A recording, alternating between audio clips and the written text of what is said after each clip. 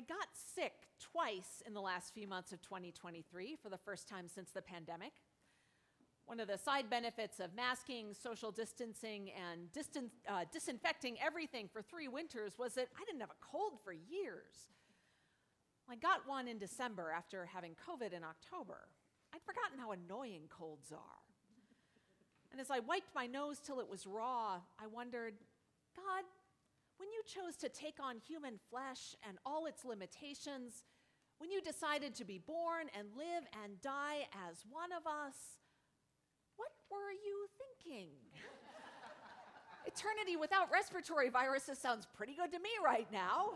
Why did you give that up for this? One of the hard realities of our existence is the limitations of the human body. Our bodies get sick.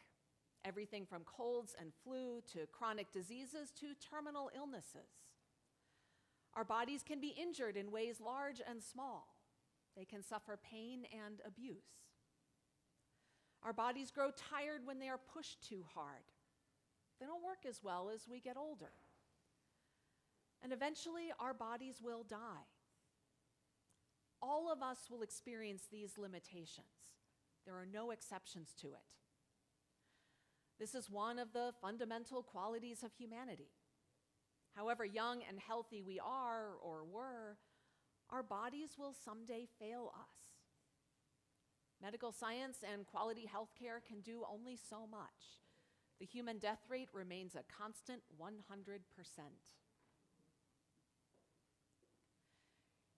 In becoming incarnate in Jesus Christ, this is what God chose: to set aside immortality and take on certain pain and death. But I don't think it was all sacrifice and suffering on God's part. In the incarnation, God shares the limitations of the human body and also its joys. These fragile vessels give us all the pleasures of the senses: the silky touch of a cat's fur, the smell of lilacs in springtime, the bright, juicy taste of a peach. Our bodies allow us to laugh, dance, sing, make love, eat, create life, breathe without having to think about it. In the flesh of Jesus, God experiences all that too. Those joys of the body are also one of the fundamental qualities of humanity, as the 139th Psalm tells us. This writer describes the close relationship they have with God, God's searching knowledge of the writer that began when God formed them in their mother's womb. The translation of the Psalms in the Book of Common Prayer is idiosyncratic. It's very old in origin. It's derived from Miles Coverdale's English Bible of 1535. The wording and also the verse numbering of some psalms does not match up with any modern translation of the Bible. Sometimes the prayer book gives us memorable turns of phrase. Other times its translation obscures the meaning of a psalm. Psalm 139 is one of those obscured meanings. The prayer book says, "I will thank you because I am marvelously made." The New Revised Standard Version translates that as, "I praise you, for I am fearfully and wonderfully made." Wonderful in Hebrew is the same word used to describe grand historical events like the Exodus, when God liberated Israel from slavery and led thousands of people into freedom in the Promised Land. The formation of each human body manifests God's power, God's creativity, God's majesty and might on the same scale as the deliverance of an entire people. These limited bodies that get sick and die, that live for less than 100 years, demand the best of God's abilities when God creates us. The Exodus was fearful and wonderful. So are our bodies. The Apostle Paul certainly knew Psalm 139, and perhaps it was in his mind when he wrote the first letter to the Corinthians. Paul takes the Psalms' attitude towards bodies and explores it from a Christian perspective. Jesus Christ was raised from the dead in his body. He didn't come back as a ghost or a spirit. It was a physical resurrection. As Christ was raised from the dead, we too shall be raised from the dead in our bodies. For Paul, that makes the body a vessel for the power of God, a temple of the Holy Spirit. We are connected with Jesus Christ not only through prayer and relationship, but in our bodies. Our bodies are holy. And because our bodies are holy, what we do with and to our bodies matters to God. Paul gives us this positive theology of our bodies, then he draws a conclusion that is, at best, in tension with the gospel.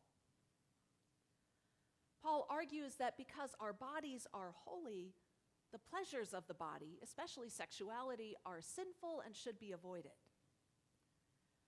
But a theology that lifts up the body's goodness implies that the pleasures of the body are integral to its holiness. Any use of our bodies that exploits or abuses another person or ourselves is definitely sinful. A focus on our bodies that pulls our attention away from God is also a problem. That puts the wrong thing at the center. Yet in the incarnation, God took on everything about human flesh, its pleasures and joys, as well as its limitations. God did not reject bodily pleasure. God embraced it when it is used rightly. This Jewish and Christian attitude that bodies are holy stands in sharp contrast to our broader culture. If you look around at Hollywood, at advertising, at clothing stores, you'll quickly notice that only some bodies are acceptable and valuable. The right kind of body in our culture is young, thin, toned, tanned, but definitely still white, smooth-skinned, and fully physically able. All other bodies are wrong, a problem. They need to be fixed in some way, or else hidden if diet, exercise, and plastic surgery are not enough. Hardly anyone meets the cultural ideal, and even those who do will not stay there very long. This cultural attitude encourages a division between the body and the spirit. Many people cope with our culture's disapproval of their bodies by regarding their bodies with distance, if not outright loathing. The Canadian author Sarah Bessey is one of those people. She describes herself as a woman who shops in the plus section. And she says, no matter my size, no matter my weight, no matter my exercise regime, no matter my season of life, for almost my entire post-adolescence life, I simply and quietly and steadily resented and loathed my own body. Yet that is completely counter to her theology as a Christian, which says that her body is fearfully and wonderfully made, that her body is a temple of the Holy Spirit, that incarnation matters, bodies matter to God, even though they will never conform to the cultural ideal. So she decided one day that she was going to learn to love her body. She writes, "So I looked at myself. It wasn't easy to do that. My body and I had become unacquainted over the years. It was like meeting someone you went to school with years ago. You kind of recognize them, but really all you see are the changes. And then I bathed my body gently, with love in my heart.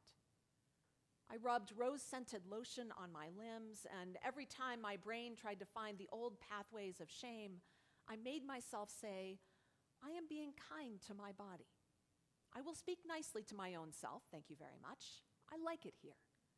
I bless my own body. I got dressed and made a cup of tea and sat down to read my book. I could feel muscles in my legs from my walk earlier in the day. I smelled like roses, and I felt warm." And that was the start of a spiritual practice of appreciating the holiness of her body.